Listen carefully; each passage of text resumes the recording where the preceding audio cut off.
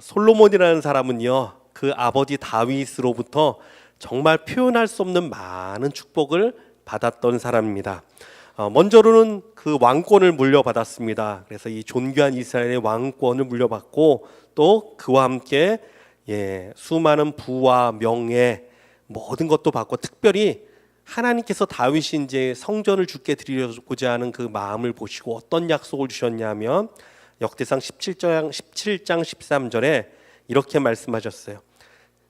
나는 그의 아버지가 되고 그는 내 아들이 되리니. 솔로몬을 향해서 나는 그의 아버지가 되고 그는 내 아들이 될 것이다. 이런 귀한 약속도 주셨습니다.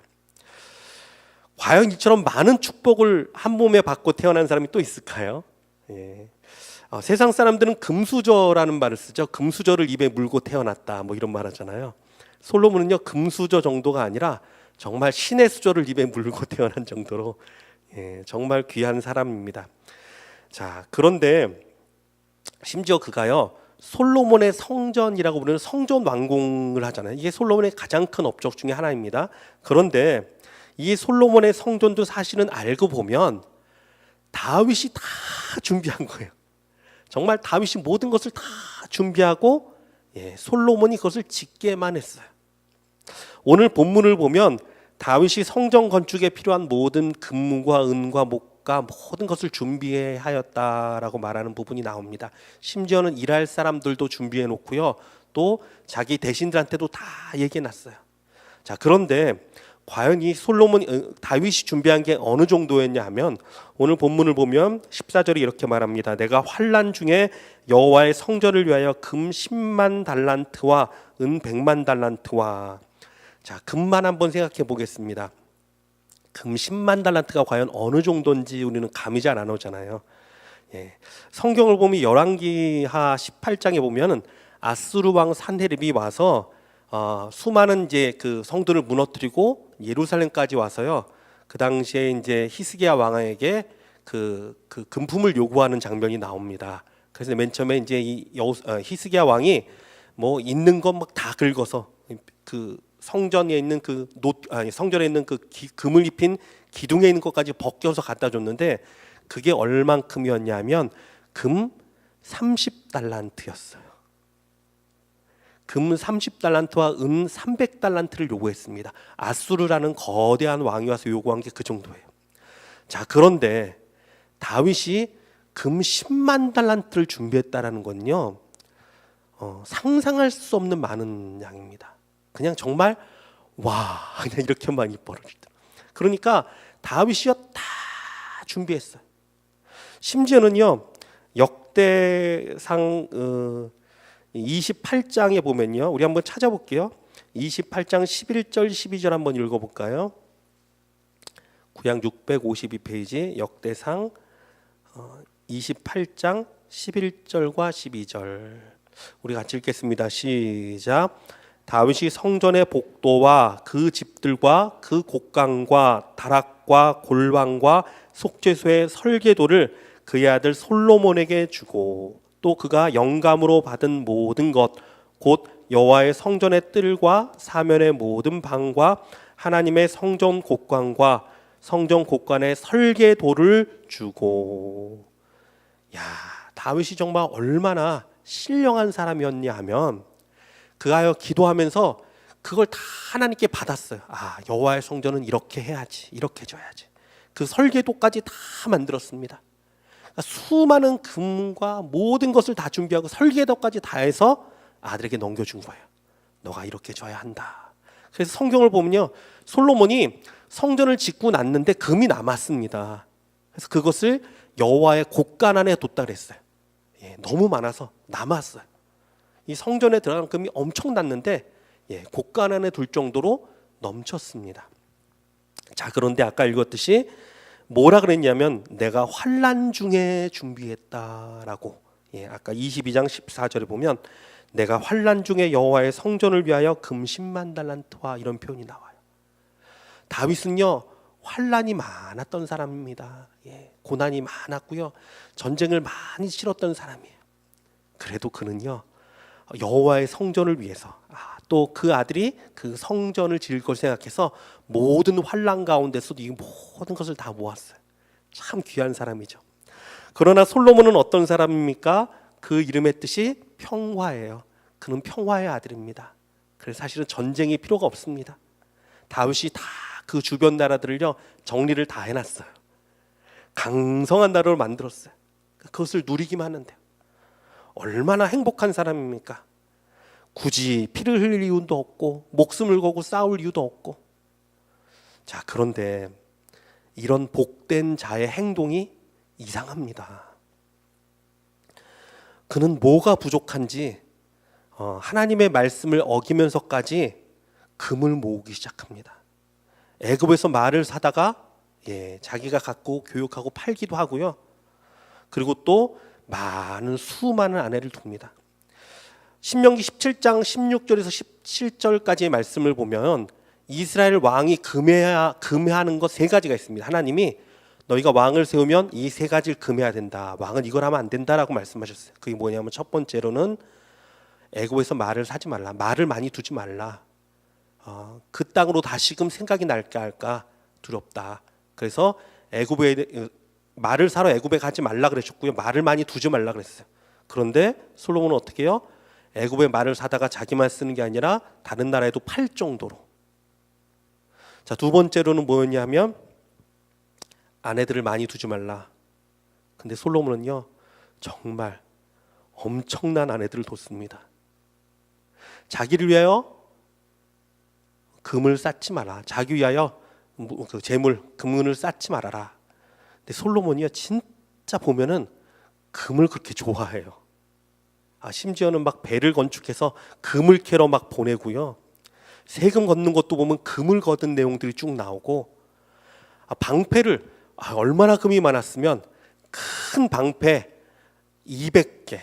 아니 방패를 못하나 금으로 만듭니까? 큰 방패 200개, 작은 방패 300개, 500개를 방패를 만들어서 금으로. 뭐가 부족하다고.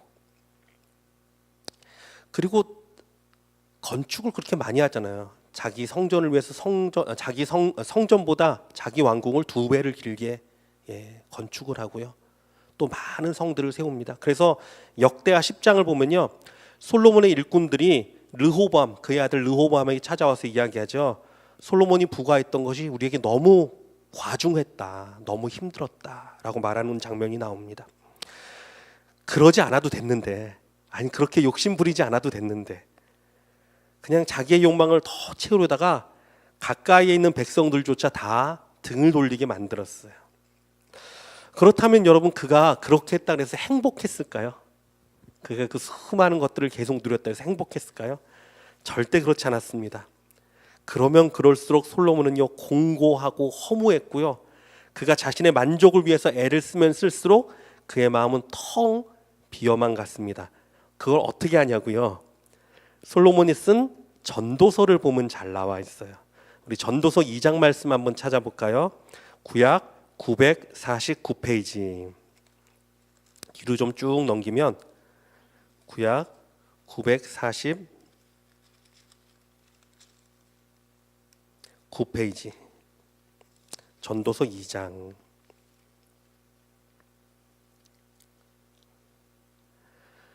우리 3절과 4절, 전도서 2장 3절과 4절 같이 읽겠습니다. 949페이지입니다. 2장 3절 4절 시작. 내가 내 마음으로 깊이 생각하기를 내가 어떻게 하여야 내 마음을 지혜로 다스리면서 술로 내 육신을 즐겁게 할까? 또 내가 어떻게 하여야 천하의 인생들이 그들의 인생을 살아가는 동안 어떤 것이 선한 일인지를 알아볼 때까지 내 어리석음을 꼭 붙잡아 둘까 하여 나의 사업을 크게 하였노라. 내가 나를 위하여 집들을 짓고 포도원을 일구며. 자, 이 말씀 보면 솔로몬은요 자기 육신을 즐겁게 하기 위해 술을 마셨다라고 써 있어요. 자기의 쾌락을 채우기 위해 술을 마셨습니다. 또 사업을 크게 벌려서 뭔가를 이루려고 했어요. 뭔가를 이루려고. 자, 또 10절과 11절 말씀 밑에 있는 10절과 11절 읽어볼까요? 시작. 무엇이든지 내 눈이 원하는 것은 내가 금하지 아니하며 무엇이든지 내 마음이 즐거워하는 것을 내가 막지 아니하였으니 이는 나의 모든 수고를 내 마음이 기뻐하였음이라. 이것이 나의 모든 수고로 말미암아 얻은 몫이로다. 그 후에 내가 생각해 본즉 내 손으로 한 모든 일과 내가 수고한 모든 것이 다 헛되어 바람을 잡는 것이며 해 아래서 무익한 것이로다.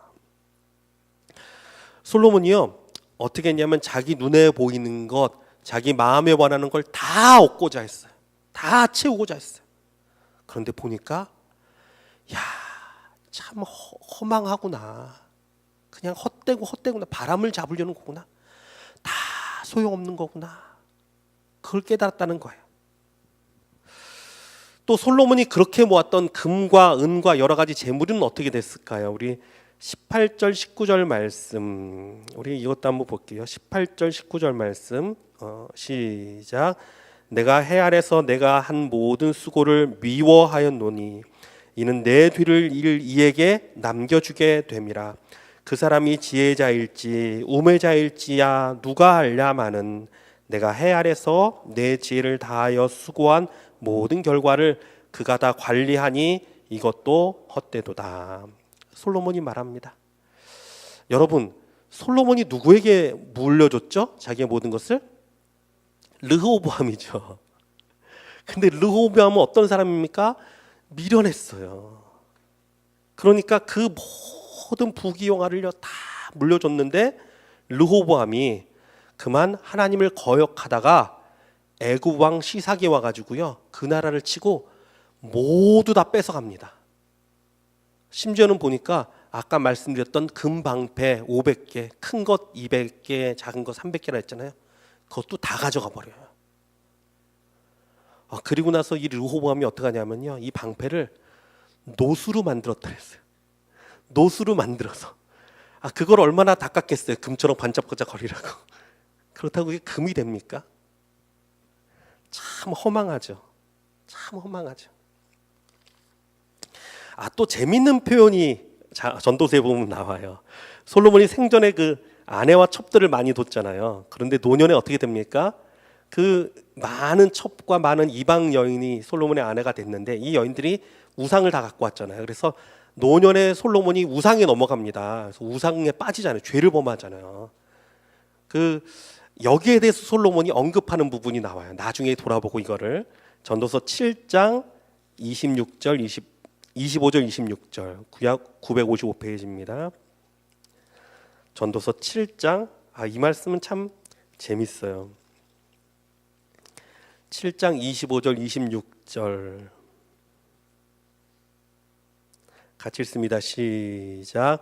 내가 돌이켜 전심으로 지혜와 명철을 살피고 연구하여 악한 것이 얼마나 어리석은 것이요 어리석은 것이 얼마나 미친 것인 줄을 알고자 하였더니 마음은 올무와 금을 같고 손은 포승 같은 여인은 사망보다 더 쓰다는 사실을 내가 알아내었도다. 그러므로 하나님을 기쁘게 하는 자는 그 여인을 피하려니와 죄인은 그 여인에게 붙잡히리로다. 아멘. 저 이것 보고 참 속으로 웃었어요. 솔로몬이 그 악하고 어리석고 미친 짓이 무엇인가를 계속 연구해 보니까 답이 나왔는데 뭐냐면요, 자기의 마음을 줄로 묶고 그물로 확 덮어서 낚아챈 그 여인은 어떤 여인이라고요? 그 사망보다 더 쓴 여인이라는 거예요. 이거를 깨달았다는 거예요. 그래서 26절 하반절에 그를 경계하며 훈계합니다. 그러므로 하나님을 기쁘시게 하는 자는 그 여인을 피하려니와 죄인은 그 여인에게 붙잡히리로다. 사랑하는 여기 형제 되신 분들, 남성분들, 하나님을 기쁘시게 하는 자들 되기 원합니다. 미련하게 정말 마음을 뺏기는 여자는요, 사망보다 쓰다는 걸 솔로몬이 깨달았대요. 이렇듯 솔로몬은요, 모든 것을 가졌으나 공허하고 허무함만 더 깊이 깨달을 뿐이었어요. 그런데 여러분, 대부분의 사람들이 이렇게 삽니다. 만족을 누릴지 모릅니다. 끊임없이 부족하다, 부족하다 외치고 삽니다. 잠언 30장 15절에는 또 이런 비유가 나옵니다. 거머리에게는 두 딸이 있어 다오 다오 하느니라.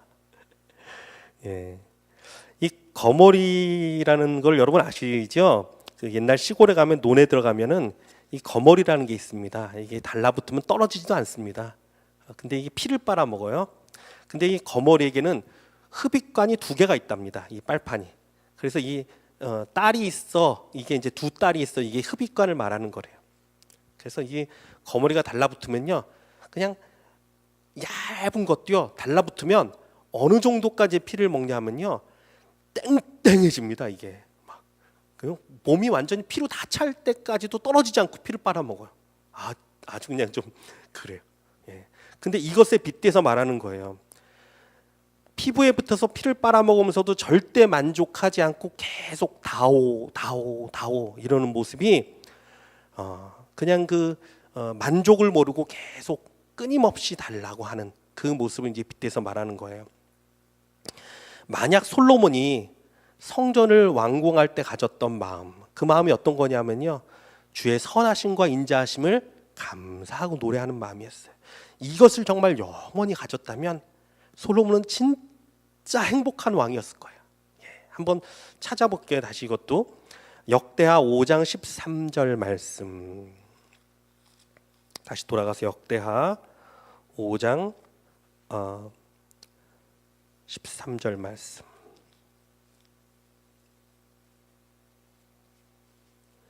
(661페이지에) 있습니다. 역대하 5장 13절 말씀 읽습니다. 시작.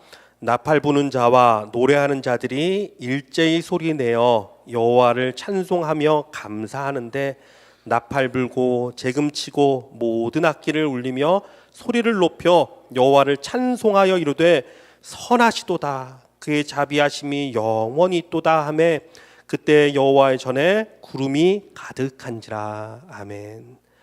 여러분 이 기도처럼 솔로몬이 외쳤던 것처럼요, 여호와의 선하심과 인자하심을 날마다 고백하는 저와 여러분 되기 원합니다.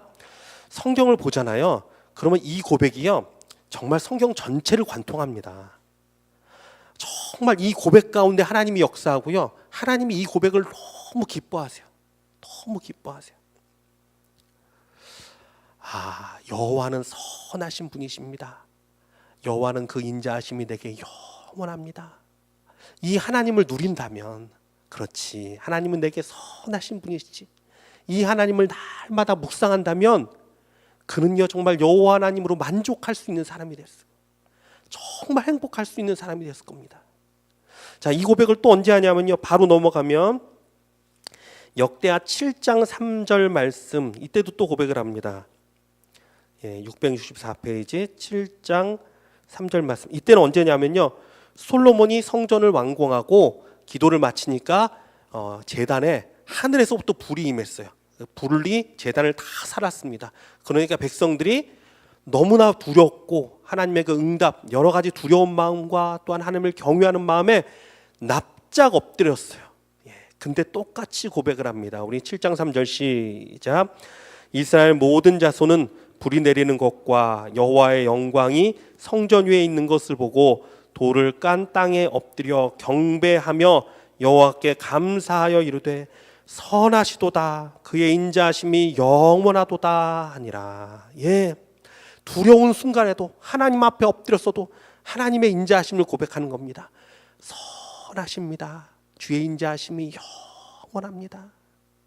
제가 많이 사용하는 비유 중에 여호사밧 왕 이야기 많이 했죠. 연합군 적군들이 다 몰려와서 이제는 꼼짝없이 죽게 되었을 때 그가 성가대를 조직해서 하나님을 찬양하게 하는데 그 찬양의 내용이 뭐였다고요?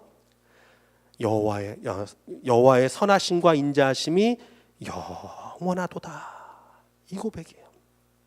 그래, 아무리 두렵고 아무리 걱정되는 상황이 있어도 하나님의 선하심은 영원하지. 나를 향한 하나님의 인자하심이 영원하지. 그 고백과 그 찬송을 들으면서 백성들 가운데 하나님을 신뢰하는 마음이 생겨요. 그래, 하나님은 선하신 분이야. 그래, 하나님은 인자하신 분이야. 그때 하나님이 역사하세요. 사랑하는 성도 여러분, 우리 가운데 이 고백이 날마다 있기를 주님의 이름으로 축원합니다. 잠시 생각해서 여러분 우리 자신 한번 돌아와 보시기 바랍니다. 아까 말씀드렸듯이 세상에 많은 사람들은요 늘 부족하다 말하면서 다오 거머리 한 것처럼 늘 부족해요. 아무리 어떤 형편이 있어도 만족함이 없어요. 힘들게 살아요. 결코 채울 수 없는 그들의 공허함을 붙들고 그렇게 허무한 삶을 살다가 인생을 마무리하는 게 얼마나 많은지 모릅니다. 그러나 여러분 돌아보십시오. 하나님이 우리에게 베푼 은혜가 있습니다. 할렐루야. 하나님이 나를 향한 그 하나님의 사랑의 손길들이 있어요. 돌아보면 느껴요. 여러분 이런 속담이 있어요. 동생 줄 것은 없어도 도둑 맞을 것은 있다. 아무리 없다고 외쳐도 여러분 우리에게 건강 주신 분이 계십니다. 우리에게 생명 주신 분이 계십니다. 우리에게 가족과 교회를 주신 분이 계십니다. 여러분 우리 가운데 먹을 것이 없어서 굶는 분 계십니까? 여러분 잘 자리가 없어서 길거리에 나가는 분 계십니까? 하나님이 한순간에 이것들을 다 걷어가셔도요 우리는요 아무 할 말이 없어요. 사실 하나님의 은혜가 아닌 것은 하나도 없습니다. 모든 것이 하나님의 은혜고 모든 것이 하나님의 사랑입니다. 그런데 왜 내게 주신 은혜로 감사하지 못합니까? 왜 내게 허락하신 축복들은 바라보지 못하고 늘 부족하다 말합니까? 여러분 우리들에게는요 영원토록 선하시고 영원토록 인자하신 우리 주님이 계십니다. 우리를 위하여 모든 것을 내어주신 분, 그 아들까지 내게 아끼지 아니하신 분. 로마서 8장 32절은 이렇게 증거합니다. 자기 아들을 아끼지 아니하시고 우리 모든 사람을 위하여 내주시니가 어찌 그 아들과 함께 모든 것을 우리에게 주시지 아니하겠느냐. 그렇죠. 아들을 아끼지 않았는데 뭘 아끼겠느냐 이 말이에요. 여러분 솔로몬은 모든 것을 가졌으나 하나님을 향한 이 마음이 없어서 외롭고 공고했습니다. 그러나 여러분 다윗은 시편 40편을 보면요 이렇게 고백합니다. 40편 40편 마지막 절을 보면 고백할 때 이렇게 고백합니다. 17절 말씀입니다. 나는 가난하고 궁핍하오나 주께서는 나를 생각하시오니 주는 나의 도움이시오 나를 건지시는 이시라. 나의 하나님이여 지체하지 마소서. 그는 아무것도 없을 때도 그래 하나님은 나를 생각하시지.